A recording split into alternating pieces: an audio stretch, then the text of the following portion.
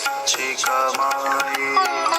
किया है जिसने अनुभव तेरा, किया है जिसने अनुभव तेरा, जाने वही प्यार खुदाई। यादों में तेरी बाबा होती है सच्ची कमाई। यादों में तेरी बाबा होती है सच्ची कमाई।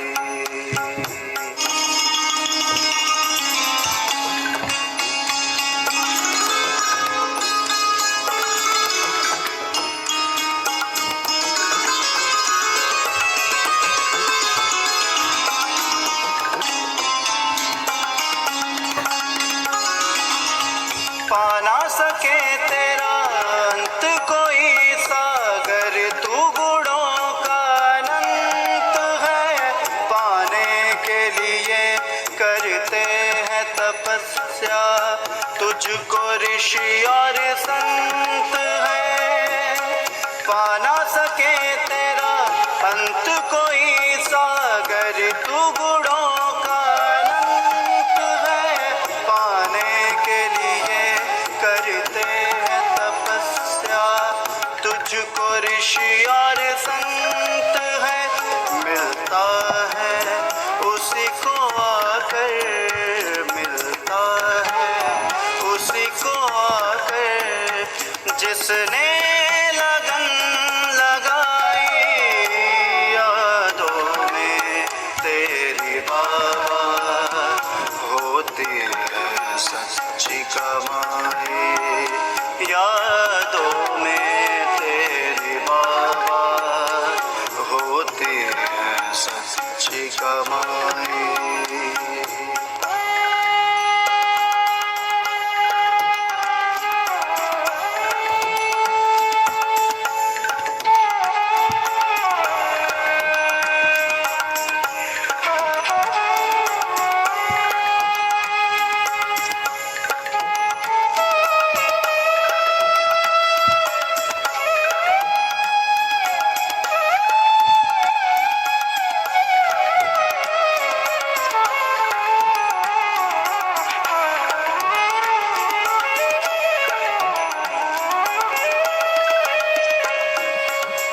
विश्व रचयिता सोमनाथ तू अमरनाथ कहलाता।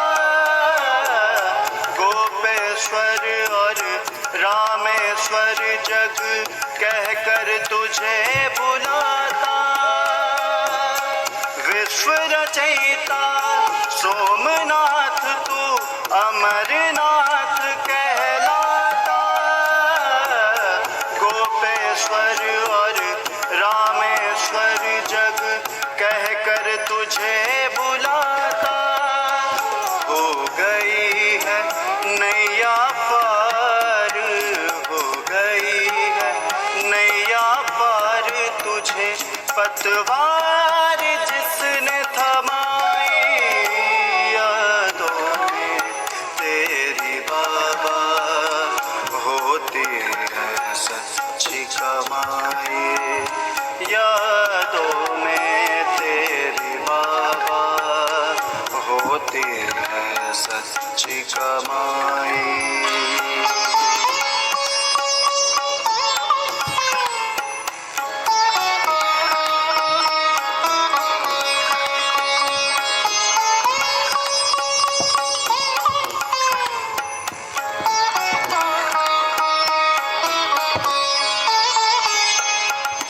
बिगड़ी को बनाने वाला कहते तुझको बोलाना। करता खुद को सुरक्षित अनुभव, सिर पर जिसके तेरा हाथ। बिगड़ी को बनाने वाला कहते तुझको बोलाना। करता सुरक्षित अनुभव, सिर पर जिसके तेरा हाथ। किया जिसने भरोसा तुझ पर, पर किया जिसने भरोसा तुझ पर, उसने सफलता पाई। यादों में तेरी बाबा होती है सच्ची कमाई। यादों में तेरी बाबा होती है सच्ची कमाई।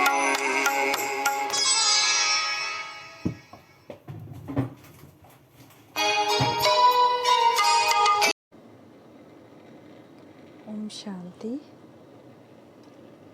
बैठ जाए आत्मिक स्थिति में और सुने बाप दादा से आज की मुरली।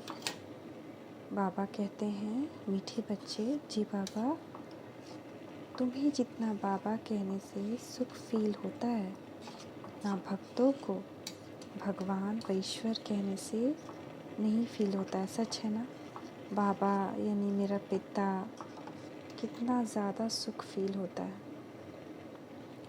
तो आज का प्रश्न है, लोभ के वश लौकिक बच्चों की भावना क्या होती है जो तुम्हारी नहीं हो सकती? उत्तर, लौकिक बच्चे जो लोभी होते हैं, सोचते हैं कब मेरे माँ बाप मरें तो हमें प्रॉपर्टी के हम मालिक बने। तुम बच्चे बेहद के बाप के प्रति ऐसा कभी सोच ही नहीं सकते, क्योंकि बाप तो है ही अशरीरी। यहाँ तुमको एक तो है वो अशरीरी, दूसरा यहाँ तुमको अविनाशी बाप से अविनाशी वर्षा मिलता है। तो एक तो बाप अविनाशी है जिनका विनाश नहीं हो सकता, दूसरा वर्षा अविनाशी है, उसका भी विनाश नहीं होता। तो आज का गीत है, मुखड़ा देख ले प्राणी दर्पण। ओम शांति, ओम शांति।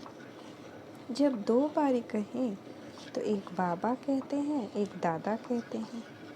एक को आत्मा, दूसरे को परमात्मा कहा जाता है, अर्थात परम धाम में निवास करने वाले हैं। इसीलिए उनको परमात्मा परमात्मा कहा जाता है। अब आत्मा और परमात्मा का संबंध क्या है? एक बाप और अनेक बच्चे हैं। मनुष्य जब पुकारते हैं तो अंग्रेजी में भी कहते हैं ओ गॉड फादर, तो पिता हुआ ना। सिर्फ परमात्मा व प्रभु ईश्वर आदि कहने से इतना मज़ा नहीं आता, बाप कहने से सुख मिलता है। पारलौकिक बाप है ही सुख देने वाला, तब तो भक्ति मार्ग में इतना याद करते हैं। गॉड फादर अर्थात वह हमारा पिता है। यह भी कहते हैं हम सब ब्रदर्स हैं, ब्रदरहुड कहते हैं। यह भारतवासी जब कहते हैं हम सब भाई भाई हैं, कहते तो हैं बट आत्मा की तरफ ध्यान नहीं जाते। भाई भाई कैसे हुए? आत्मिक स्थिति में देह अभिमान में चले जाते हैं। यह नहीं समझते कि हम आत्माएं आपस में भाई भाई हैं, हम सब का बाप एक है। अगर परमात्मा सर्वव्यापी होता तो भाई भाई नहीं कह सकते, फिर क्या कहेंगे? बाप बाप। आत्मा ही समझकर भाई भाई कहते हैं। अभी तुम बच्चे बाप के सम्मुख बैठे हो और बाप तुमको पढ़ाते हैं। जब आत्मा कहती है हमको बाप मिला है, बाप मिला गोया सब कुछ मिला। बाप द्वारा वर्षा मिलता है। बच्चा पैदा हुआ और समझते क्या है? जब घर में बच्चा पैदा होता है, लड़का होता तो कहते हैं ना वारिस आ गया, घर का वारिस आया है। तो बच्चा पैदा हुआ, समझते हैं वारिस आया।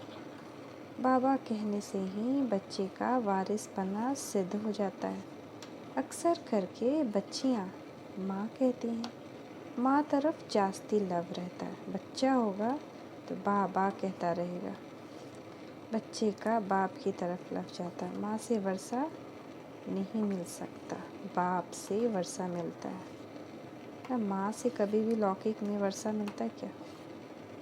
माँ से संस्कार मिलते हैं, माँ से लाड दुलार मिलता है, माँ पहली शिक्षक बनती है, पर प्रॉपर्टी नहीं मिलता है माँ से।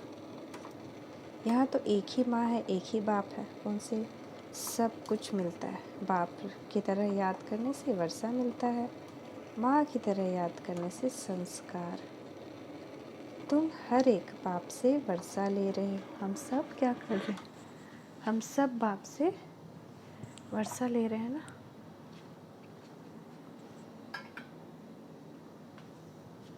बाप की श्रीमत है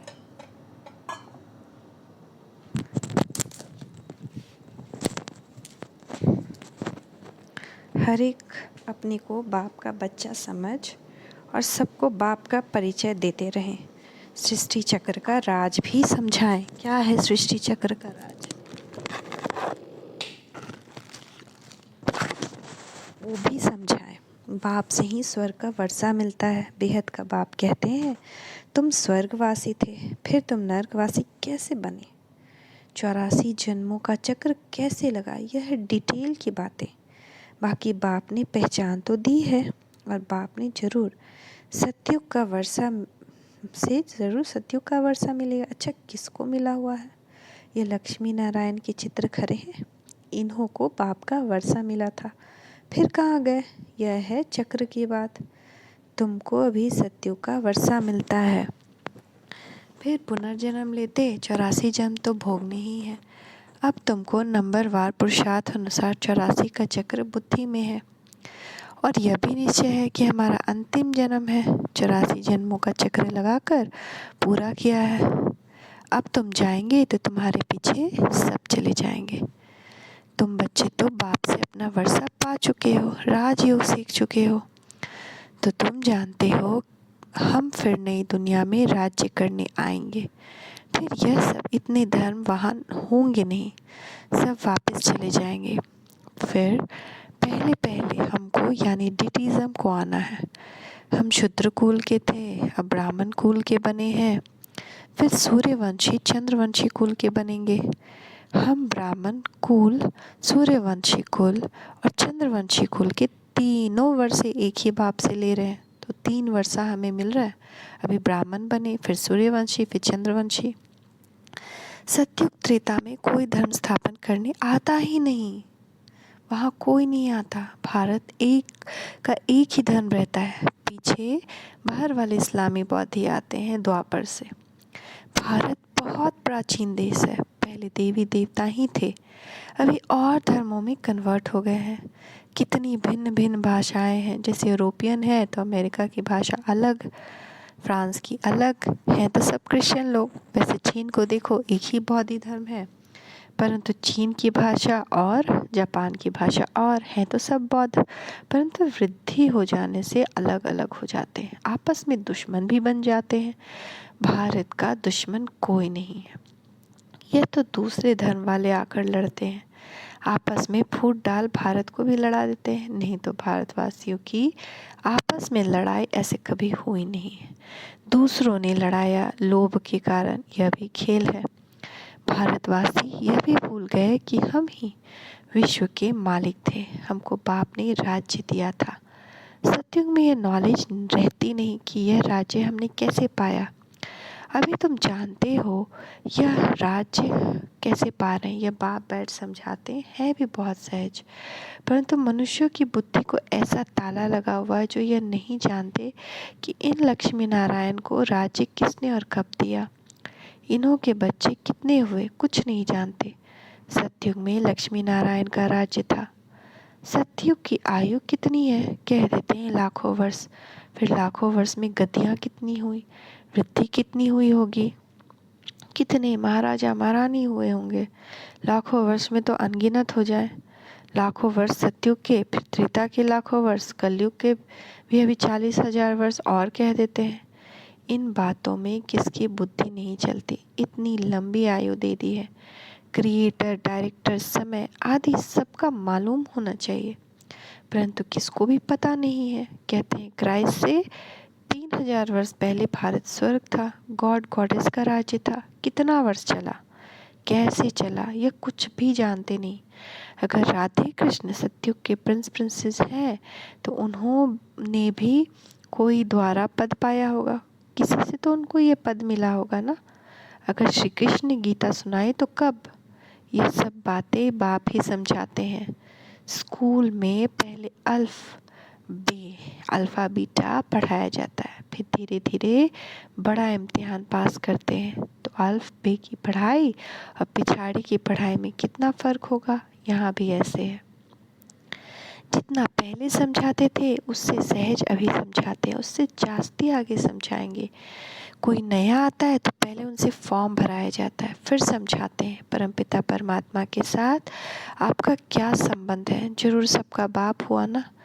इन बातों को समझने वाले ही समझते हैं। जब तक हड्डी निश्चय ना हो, जब तक हड्डी निश्चय हो कि बेहद के बाप से वर्षा लेना है, बाप स्वर्ग रचते हैं तो जरूर स्वर्ग का वर्षा देंगे। यह उन्हों की बुद्धि में बैठेगा जिन्होंने कल्प पहले निश्चय किया होगा। जिन्होंने कल्प पहले जिसको निश्चय हुआ होगा उन्हीं को अभी निश्चय होगा। Second by second drama repeat होता है। तुम देखते हो कई बच्चे सवेरे उठ नहीं सकते। तो कल हमारी बात हो रही थी ना कि सवेरे को हम उठना कितना मुश्किल है, तो आज बाबा ने उस पे बता दिया। 10-15 वर्ष मेहनत करते आए हैं तो भी समय पर उठ नहीं सकते। कम से कम 3-4 बजे उठो। भक्त लोग भी सवेरे उठकर ध्यान करते हैं, जाप करते हैं हनुमान का, शिव का, परंतु उनसे कोई फ़ायदा नहीं। भल करके कोई के लक्षण अच्छे होते हैं, परंतु उनसे कोई को मुक्ति, जीवन मुक्ति नहीं मिल सकती। उतरती कला होती है।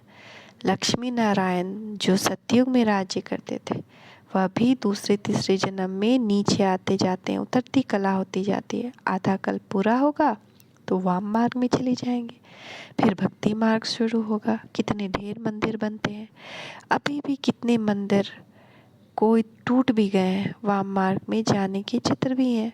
ड्रेस देवताओं की पड़ी है, वास्तव में ड्रेस उन्हों की अलग थी, पीछे बदलती आई है। कोई की पाक कैसी, कोई की कैसी, कोई का ताज कैसा। अलग अलग ताज पहनने का भी अलग अलग नमूना होता है। सूर्यवंशी राजाएं जो हैं उनकी पहरवाइश अपनी अपनी होती है। यह फलाने की पगड़ी है, बाबा ने साक्षात्कार भी किया है। द्वारकाधीश की टेढ़ी पगड़ी थी। यह सब ड्रामा आदि से अंत तक जो कुछ भी हो रहा है वो फिर भी ऐसे ही होगा।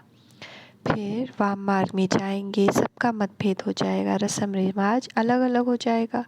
सूर्यवंशी अलग, चंद्रवंशी अलग। यह बना बनाया खेल है जो फिर रिपीट होना है। तुम जानते हो हम भी बेहद के पाप से फिर से गति सदगति को पाते हैं। पुरानी दुनिया का विनाश होना है। बेहद का बाप राजयोग सिखला रहे हैं। यह दुनिया नहीं जानती कि राजयोग सिखाते हैं। तुम बच्चे अच्छी रीति जानते हो और तुम्हारा बाप से लव है। सबका एक जैसा हो नहीं सकता। ज्ञान में भी सबका एक जैसा लव नहीं होता। कोई लोभवश कहते हैं बाप मरे तो प्रॉपर्टी मिले। यह शिव बाबा का शरीर तो है नहीं, बाबा तो अविनाशी हैं। यह शरीर लोन पर लिया है। तुम जानते हो हमने पूरे 84 जन्म लिए हैं। बाबा तो पुनर्जन्म नहीं लेते, इस शरीर में प्रवेश कराते। नहीं तो क्या लक्ष्मी नारायण के तन में आए? वह तो है ही पावन दुनिया के मालिक। यह तो है ही पतित दुनिया, पतित शरीर, क्योंकि विष से, विकार से पैदा होते हैं।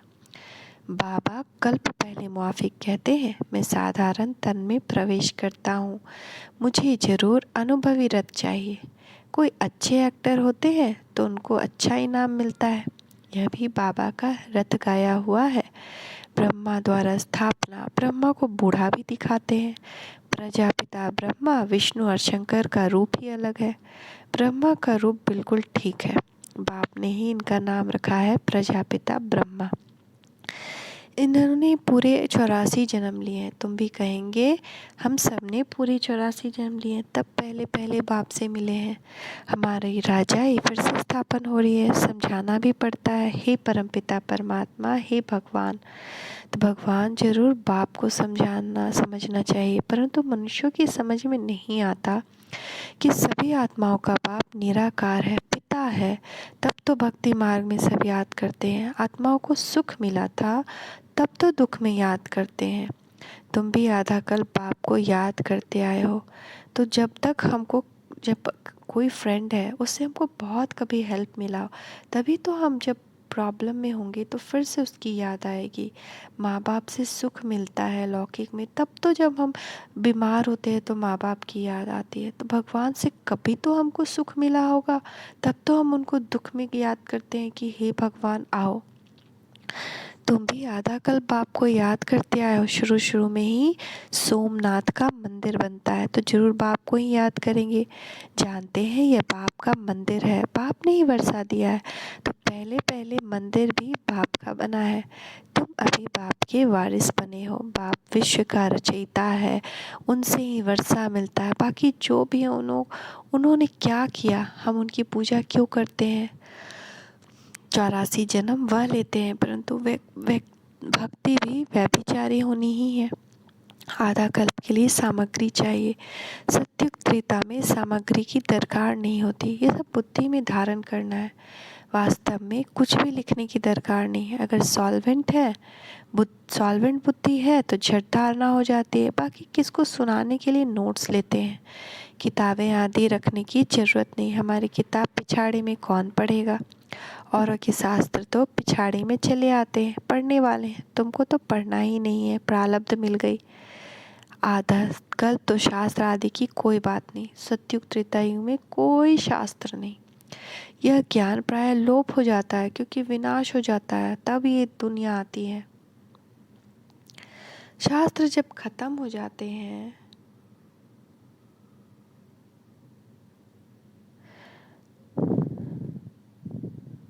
शास्त्र सब खत्म हो जाते हैं। सब पहले सबको यह समझाओ कि तुमको दो बाप है। जिस्मानी बाप तो है, वह भी उस बाप को याद करते हैं। गाया जाता है दुख में सिमरन सब करे, सुख में करे न कोई। ये भारत की ही बात है।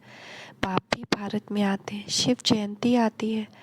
तुम कहेंगे हम अपने बाप का फलाना जन्म मना रहे हैं। फल पूछे ब्रह्म कुमार कुमारियाँ हैं तो जरूर बाप आया होगा। यह है शिव का ज्ञान यज्ञ, तो ब्राह्मण जरूर चाहिए। ब्रह्मा कहाँ से आया, ब्रह्मा को अडॉप्ट किया। फिर बच्चे होते हैं तो भी इनके मुख कमल से रचते हैं। पहले पहले बाप का परिचय देना है। अच्छा, मीठे मीठे सिकी लदे बच्चों प्रति माता पिता बाप दादा का याद प्यार गुड मॉर्निंग। रूहानी बाप की रूहानी बच्चों को नमस्ते। रूहानी बच्चों की रूहानी माता पिता बाप दादा को याद प्यार गुड मॉर्निंग। नमस्ते बाबा नमस्ते, शुक्रिया बाबा शुक्रिया। धारणा के लिए मुख्य सार, सवेरे सवेरे उठकर बाप को प्यार से याद करने की आदत पक्की डालनी है। कम से कम 3-4 बजे जरूर उठना है। दूसरा, बेहद बाप से सच्चा लव रखना है। श्रीमत पर चल पूरा वर्षा लेना है। वरदान, कंपेनियन के द्वारा सदा मनोरंजन का अनुभव करने वाले कंबाइंड रूपधारी भव। जब भी अकेलेपन का अनुभव हो तो उस समय बिंदु रूप को याद नहीं करो, वह मुश्किल होगा, उससे बोर हो जाएंगे। तो जब बोर हो रहे हो, अकेलापन लग रहा हो, तो उस समय क्या करना है, थोड़ा रस लेना है। कभी साजन के रूप में, कभी माँ के रूप में, कभी पिता के रूप में। तो उस समय अपने रमणीक अनुभवों की कहानी को स्मृति में लाओ। अपने स्वमान की प्राप्तियों की लिस्ट को सामने लाओ। सिर्फ दिमाग से याद नहीं करो, लेकिन दिल से कंपेनियन के साथ कंबाइन बन सर्व संबंधों के स्नेह का रस अनुभव करो।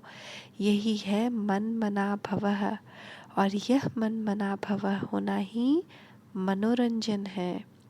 स्लोगन, बाप की श्रीमत प्रमाण जी हाजिर करते रहो तो सर्व शक्तियों का अधिकार मिल जाएगा।